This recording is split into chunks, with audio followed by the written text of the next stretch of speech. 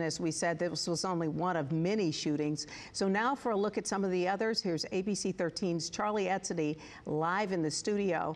And Charlie, we just found out another one involved a 15-year-old. Yeah, Melanie, I mean, the numbers here from all of these different incidents are just staggering. So in total, 4 people were shot in these 4 other shootings that happened overnight.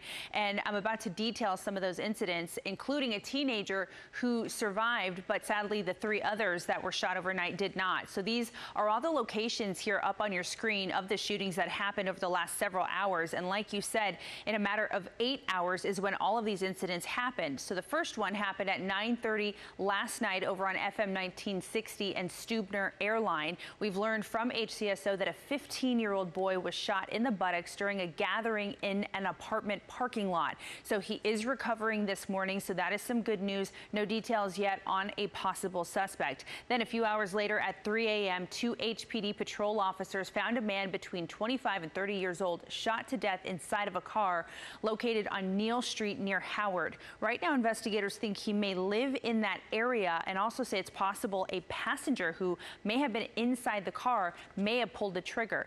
And then just after 4 o'clock this morning, constable deputies found a man with a gunshot wound on Luetta near 45. He died from that injury. Investigators say the man was an alleged car thief who stole a vehicle from an apartment complex. That car's owner fired at the suspect, hitting him. And then a few hours later at 5:30 a.m., HPD received a call from a Whataburger on Chimney Rock and Valverde about a carjacking that happened in the drive-thru.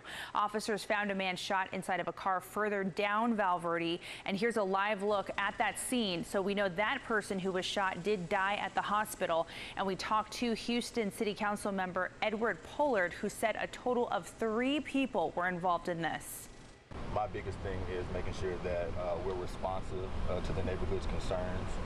When there are incidents that happen like this, you see a response from HPD. They're on scene, they're currently doing their investigation, but to also let the residents and the business owners know that we aren't letting things slide. We're being as responsive and receptive as possible, and that's why I personally wanted to come to the scene.